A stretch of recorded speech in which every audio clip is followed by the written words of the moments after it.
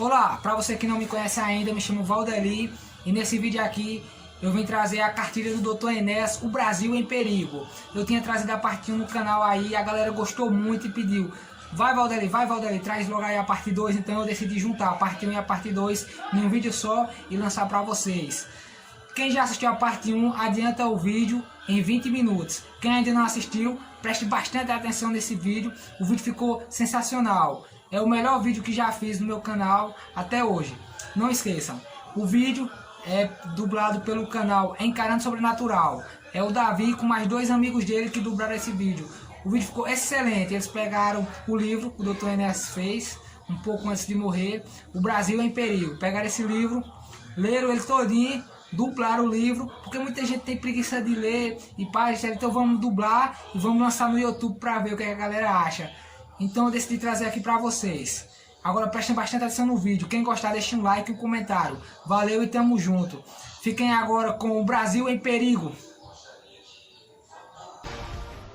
Apresentação. Dificilmente, hoje, pode-se prever a atitude que terá um homem público perante esta ou aquela injunção política. Com o Dr. Enéas, tal não se dá.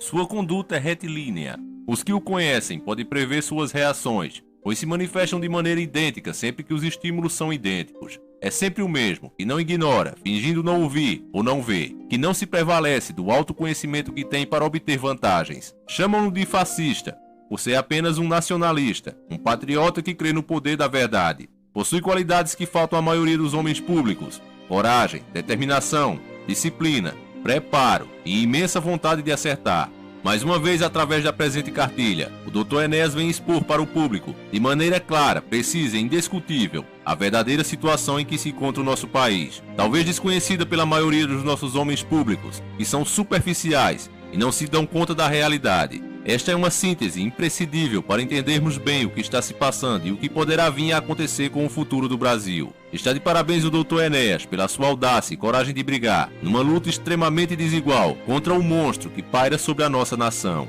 Rio, 1 de agosto de 1996. Professor Vanderlei Assis.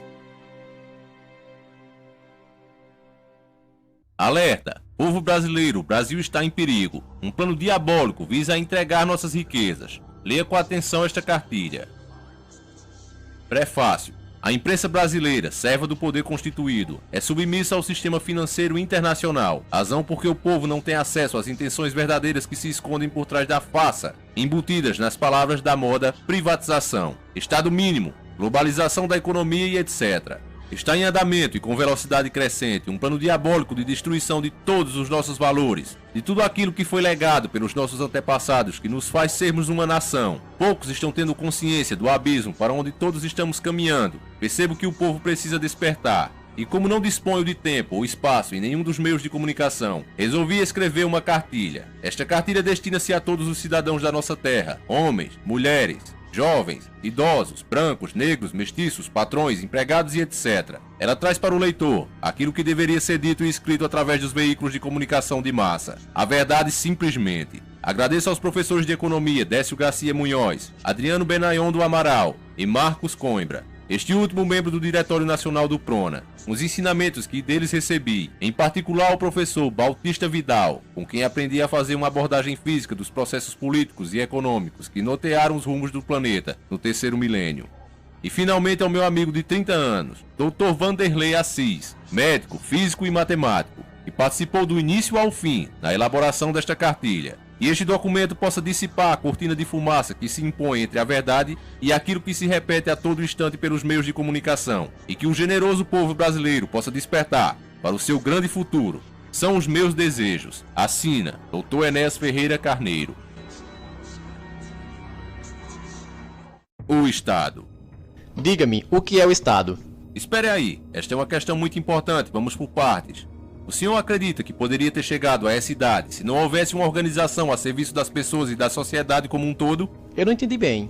Veja lá, quando uma criança nasce, ela não tem como cuidar de si mesma. Se não houvesse a família, ela sobreviveria poucas horas. A família surgiu na história da humanidade para ser a primeira instância em defesa da vida do ser humano. A criança será o futuro cidadão se receber ao longo da infância alimento, educação, defesa contra o calor, contra a chuva, contra as doenças e etc. Mais à frente, já um cidadão, para viver em sociedade, precisa trabalhar, sair à rua sem risco de ser assaltado ou assassinado, ter água potável, ter um local para morar e se defender das intempéries. Precisará de regras de convivência que definam muito bem os seus direitos e deveres. Imagine que um povo inimigo invada a sua terra, queime as colheitas, mate o seu pai, estupre sua mãe, mate todos os vizinhos, tome sua casa e etc. Quem vai defendê-lo? Tem que haver uma organização capacitada para enfrentar situações como essa. Surge a necessidade das Forças Armadas. O Estado surge então como poder institucionalizado, a serviço da sociedade. Senão, não é um Estado legítimo. Sintetizando então, o Estado pressupõe um povo, um território e um poder originário de mando, o poder constituinte. Deve existir e atuar de modo soberano, sempre em defesa dos interesses e das necessidades de seu povo. Como deve agir o Estado? Tendo em vista suas amplas e profundas responsabilidades, o Estado deve agir sempre que necessário, como órgão interventor, restabelecendo a ordem, a justiça, a igualdade de oportunidades e o direito ao trabalho e à moradia, à educação, à saúde, aos transportes e à sadia necessidade de criação de riquezas, intervindo em necessário na produção e na economia como um todo. Ou seja, sem isso, a cidadania é pura conversa fiada. Sem nenhuma dúvida.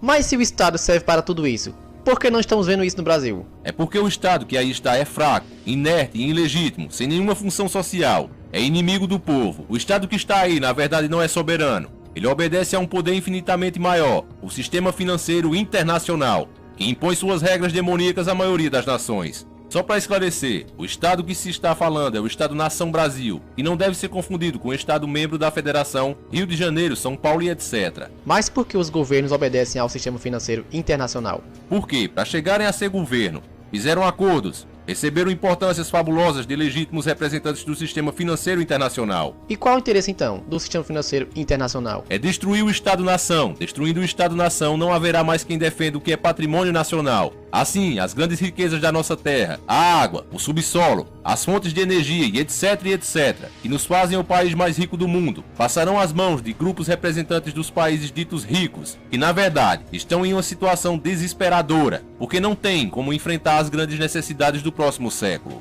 O senhor quer dizer com tudo isso que o Brasil é muito importante para eles? Sem dúvida. Sem as riquezas do Brasil, não há futuro para os países do primeiro mundo. Por isso o Brasil é muito importante para eles. O que não tem nenhuma importância para eles é o povo brasileiro. Mas já não existe um consenso mundial que o Estado moderno não deve intervir em nada, que tudo isso deve ser entregue às forças livres do mercado, fundamentalmente às estrangeiras, que deve haver a liberdade absoluta? Isto é uma grande mentira. A liberdade absoluta leva a um verdadeiro massacre dos mais fracos pelos mais fortes. Essa é a luta entre a raposa e o pintinho, ambos livres. Na verdade, só o Estado tem força e, por ser responsabilidade sua, tem um interesse para intervir na economia a favor dos mais fracos, porque só o Estado, antes do lucro, está preocupado com o bem-estar do seu povo. Esta é a questão central de todos os grandes problemas nacionais. Nós mostraremos isso passo a passo nas próximas páginas.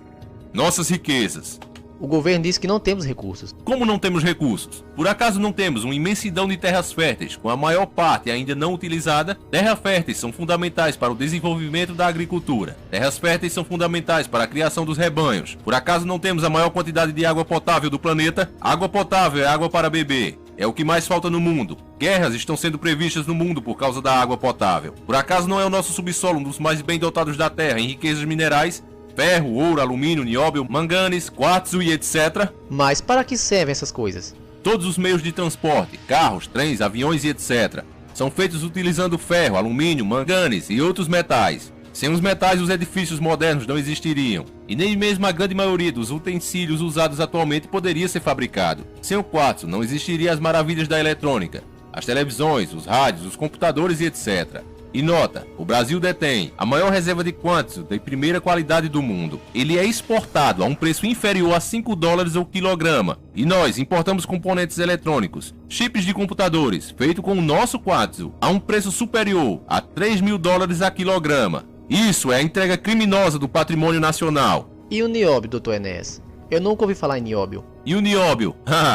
O nióbio é o metal do próximo século que permite construir aviões supersônicos, trens sem trilhos e etc. O nióbio é fundamental para a indústria pesada. E o nosso Brasil é o maior produtor de nióbio do mundo, com mais de 95% da produção mundial. Nota, só a mina de Araxá, em Minas Gerais, tem 8 milhões de toneladas do metal contido, ao preço médio de 60 mil dólares a tonelada de metal. No mercado internacional, isso representa um patrimônio de 480 bilhões, cerca de meio trilhão de dólares, e o nosso nióbio é vendido a preço de banana. Isso é entrega criminosa do patrimônio nacional. Por acaso não temos as maiores florestas do planeta? Por acaso não temos um dos maiores rebanhos da Terra? E etc, e etc.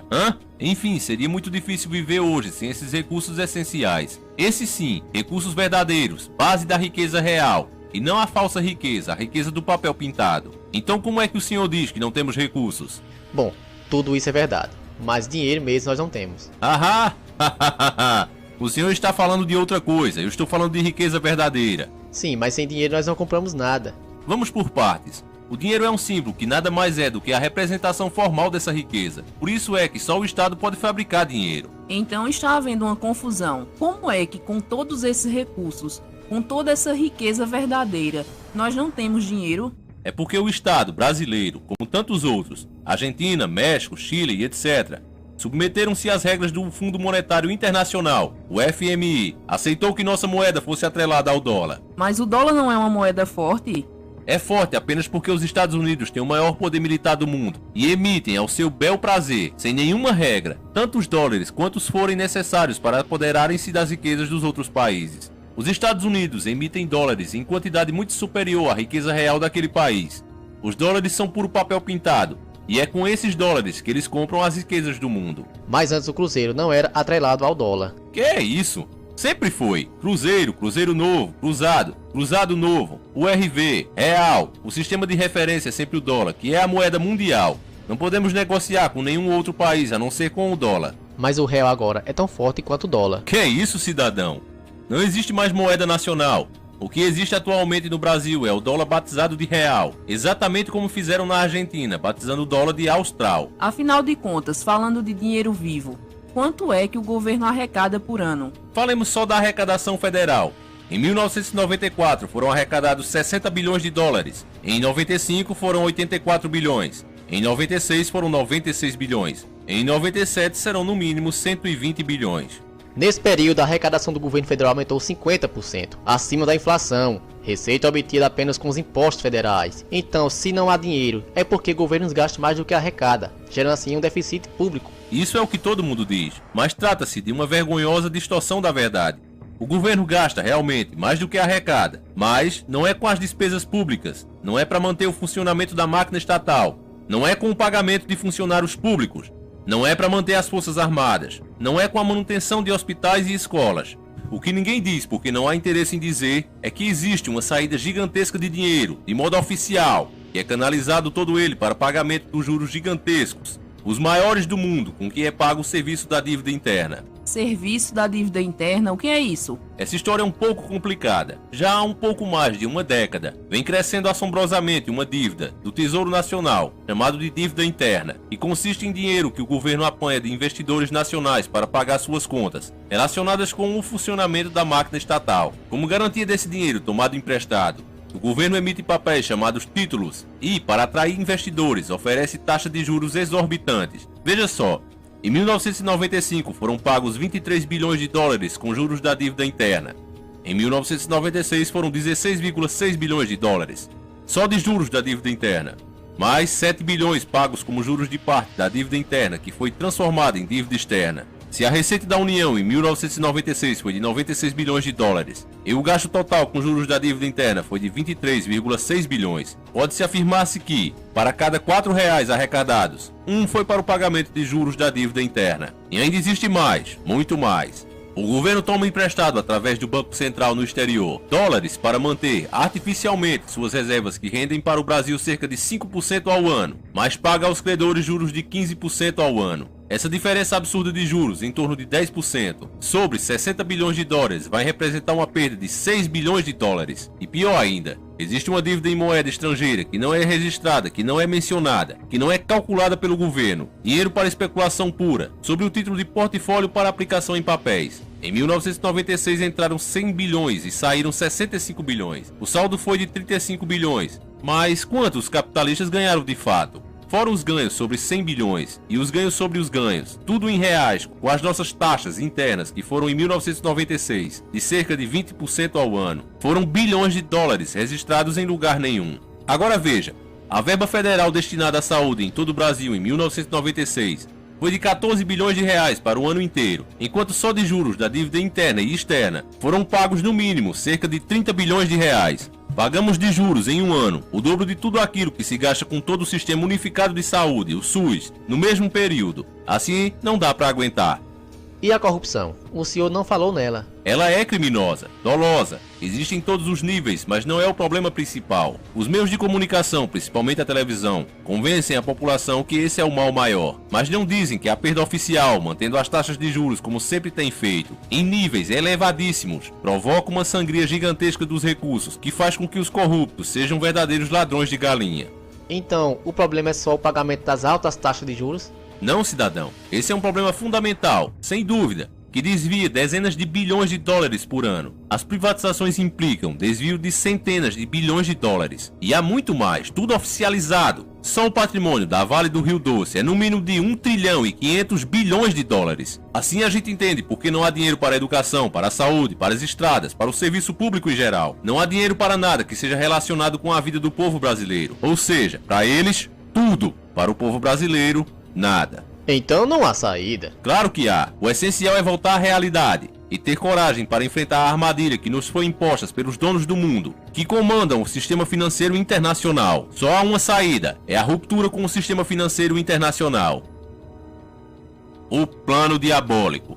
Injetamos nossas bombas, eles enfraquecem e serão nossos escravos. Desordem, drogas, perda da autoestima, desconfiança, ódio, desemprego, aspirador, água, florestas, metais, petróleo, gás, biodiversidade. Transportadoras, os donos do mundo.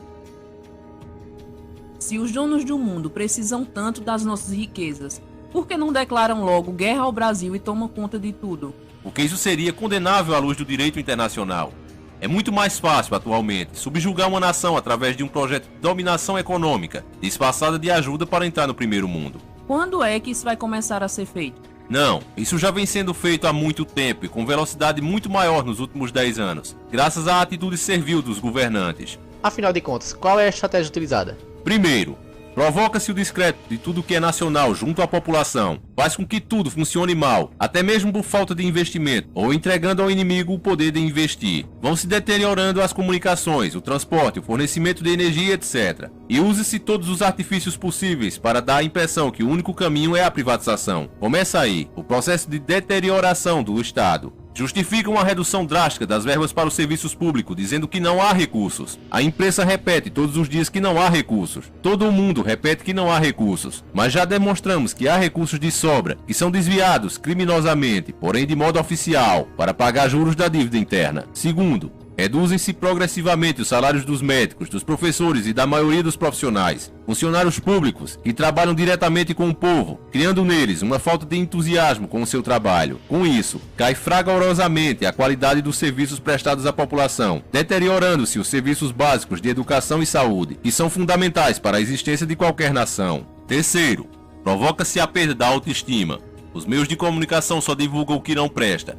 Exemplos de corrupção de funcionários públicos, negociatas, golpes contra o Estado e etc. Institucionaliza-se o deboche, o desrespeito à pessoa humana, aos mais velhos, à família, à igreja, aos princípios cristãos. Cultiva-se uma verdadeira inversão de todos os valores que a humanidade levou milênios para construir. Destrói-se tudo, e faz-se isso sob a fachada de modernismo. Quarto, promove-se uma propaganda gigantesca a favor da desmoralização das Forças Armadas, que são o braço armado do povo. Em vez de serem fortalecidos, são deixados à míngua, sem recursos materiais, os militares com baixíssimos salários. Isso tudo visando ao seu aniquilamento total. Quinto, promove-se um verdadeiro genocídio, de forma explícita, matando de fome e doenças decorrentes da desnutrição milhões de pessoas e colocando outros tantos abaixo da linha da pobreza, fazendo crescer assustadoramente a legião de desempregados, de pessoas nas ruas, com verdadeiras hordas, cada vez maiores de meninos de rua. Atualmente no Brasil morrem de fome 1.600 crianças por dia. Sexto, pratica-se o controle de natalidade desumano, esterilizando moças pobres em pleno período de atividade reprodutiva, diminuindo com isso o número de brasileiros que poderiam lutar pela sua pátria. com a desculpa esfarrapada de que assim diminuirá o número de meninos de rua.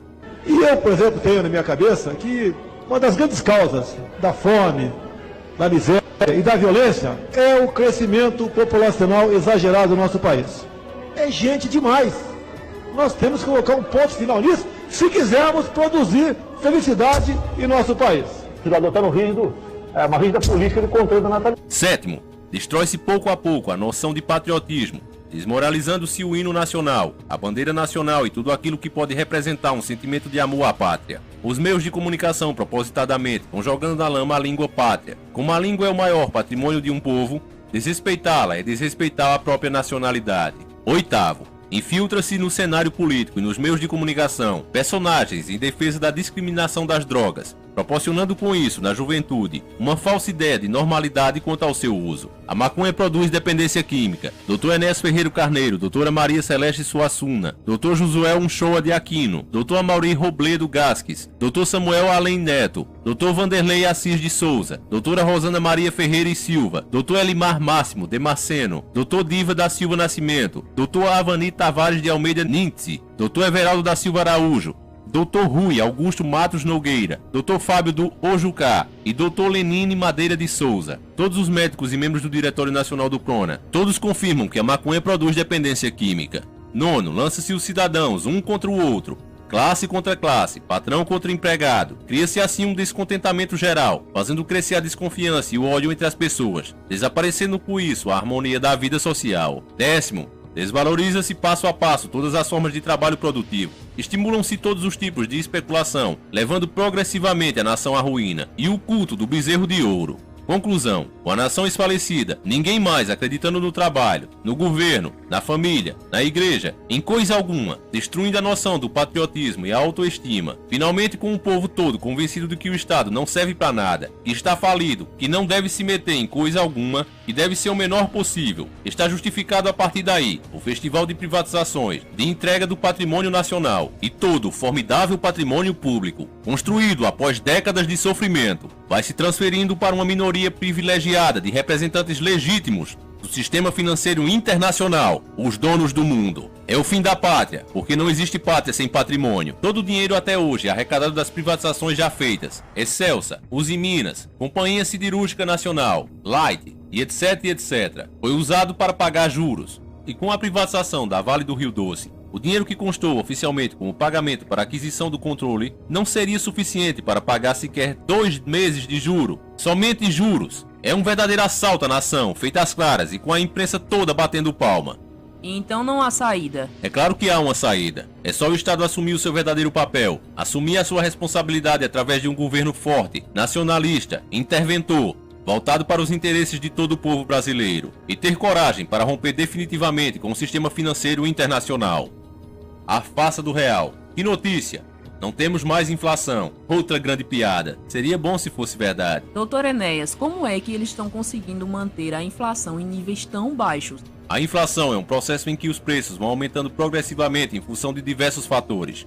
No Brasil, como 2/3 da população vive numa economia de subsistência, é completamente falsa a tese de que a inflação brasileira é uma inflação de demanda, de consumo. A inflação brasileira é uma inflação de custos. Como no custo final de um produto está sempre embutido os impostos e as taxas de juros, é teoricamente impossível acabar com a inflação mantendo-se tão elevados os impostos e tão gigantescas as taxas de juros. Qual foi então o milagre do Plano Real? Que projeto maquiavélico diabólico foi esse que, sem mexer nas verdadeiras razões da inflação, taxa de juros e impostos elevadíssimos, estão conseguindo mantê-la em níveis próximos a 1% ao mês?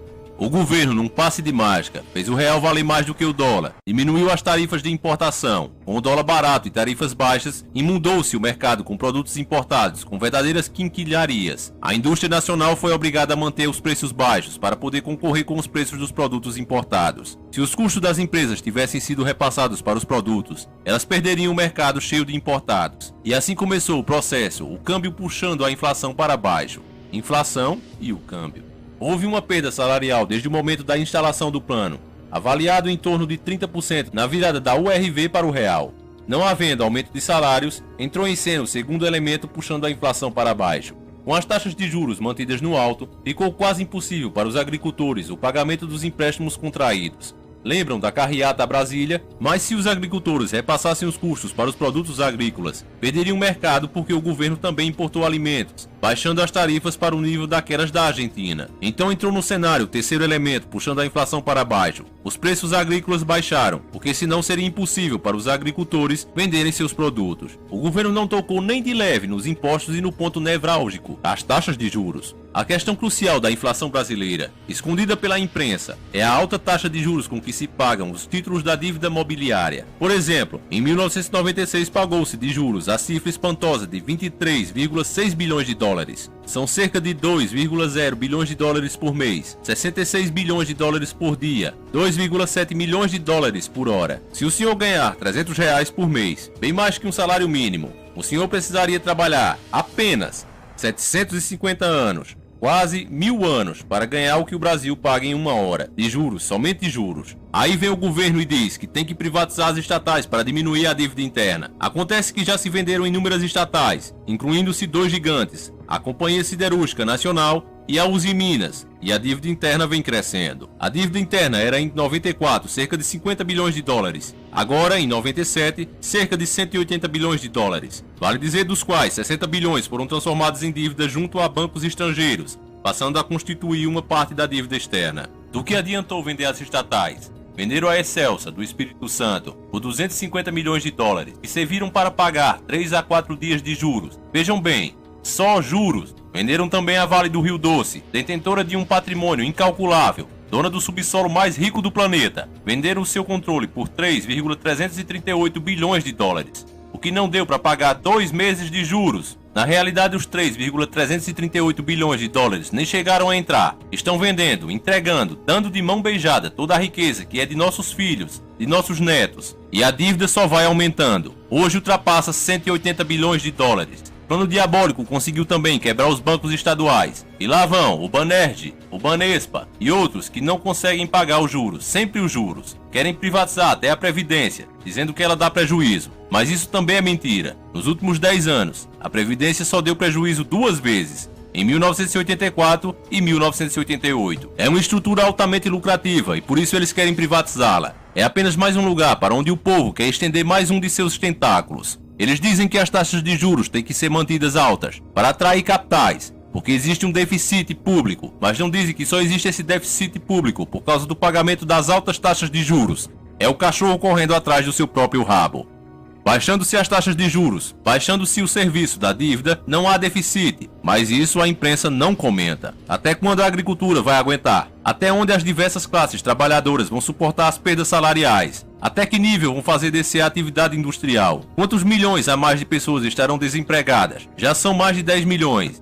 E o senhor comerciante, até quando vai aguentar? O senhor que ganha um salário mínimo, que ganhou sempre apenas para comer, comendo mal, o senhor é capaz até de jurar que está tudo bem, porque o seu dinheiro, que se volatilizava antes do plano, aparentemente agora rende na sua mão. Isso é verdade, mas o que o senhor não sabe, porque eles não deixam o senhor saber, é que a situação atual está sendo artificialmente mantida. Mais à frente, o plano vai estourar com certeza. Não dá para precisar em que momento isso vai ocorrer. Eles já quebraram a agricultura, criaram uma inadimplência monstruosa, levando a um nível absurdo os títulos protestados, as concordatas e as falências. Não por culpa dos devedores, mas pela impossibilidade absoluta de quem trabalha, de quem produz, concorrer com a agiotagem institucionalizada pelo governo e aplaudida pela imprensa. O plano é destruidor, cínico e desumano. Destruidor, porque está deteriorando toda a atividade produtiva do país. Cínico, porque se apresenta como a salvação, quando na verdade está levando nosso povo para o abismo. Desumano, porque a semelhança do que está fazendo com a Argentina, com o México e toda a América Latina, faz crescer em todos os cidadãos a falta de confiança no trabalho, no governo, nas pessoas e no futuro da nação. Essa é a verdade sobre o plano real. O futuro. Com energia, determinação, ordem e disciplina seremos a nação mais próspera do planeta. Nada se move ou se transforma no mundo sem energia. Energia é tudo aquilo que é capaz de produzir trabalho. Toda a história das civilizações pode ser escrita a partir das formas de energia que, em cada época, foram utilizadas. Nos estetores do século XX, o mundo assiste à exaustão das formas energéticas fósseis, o petróleo, que moveram o mundo nos últimos 100 anos. A chegada do terceiro milênio, o homem volta-se para o mundo em busca de uma forma de energia limpa e renovável, que possa ser utilizada em grande escala para dar continuidade à nossa civilização. O Brasil detém, no planeta, uma situação ímpar e privilegiada. Possui a maior quantidade de água doce do mundo, fundamental para a captação da energia solar e seu armazenamento sob a forma de biomassa. Recebe energia solar durante o ano inteiro. Um dia de sol sobre o território brasileiro equivale à energia produzida em 24 horas por 120 mil usinas hidrelétricas do porto de Itaipu, que é a maior do mundo. Graças a essa fantástica incidência de energia solar, só possível nos trópicos, o continente brasileiro dispõe de uma riqueza vegetal inigualável, contendo óleos vegetais, celulose, açúcares, amido e etc., que poderão gerar formas energéticas capazes de satisfazer, com vantagens, todos os derivados do petróleo, podendo com isso prover praticamente todas as necessidades mundiais de combustíveis sólidos, líquidos e gasosos, assim como de eletricidade, por tempo ilimitado. Essa é a razão fundamental porque o Brasil é tão importante para os donos do mundo, e é por isso que eles estão tentando destruir o povo brasileiro, legítimo dono do seu território. Entretanto, dentre todas as riquezas que este documento mostrou, a maior de todas é o homem brasileiro. O Brasil está entre os maiores mercados potenciais do planeta, com cerca de 70% da sua população afastada do consumo, vivendo numa economia que é, na melhor das hipóteses, de pura subsistência. Cumpre dar a essa nossa gente as condições de vida que implicam em pleno emprego, participando ativamente da produção e do consumo, criando-se uma economia pujante, poderosa, autossuficiente, que tornará o Brasil a mais justa e a mais generosa e maior civilização do terceiro milênio.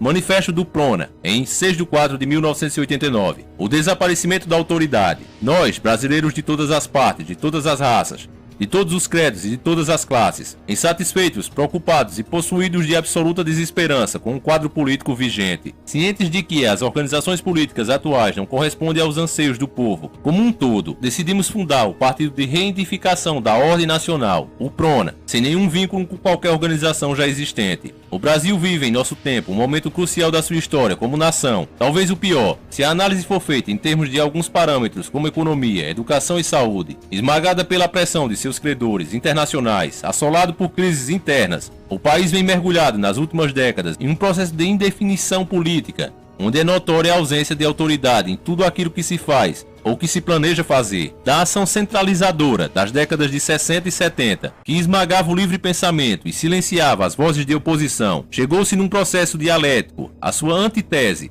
a não autoridade, a não decisão, a não realização, a inação, a quase anarquia.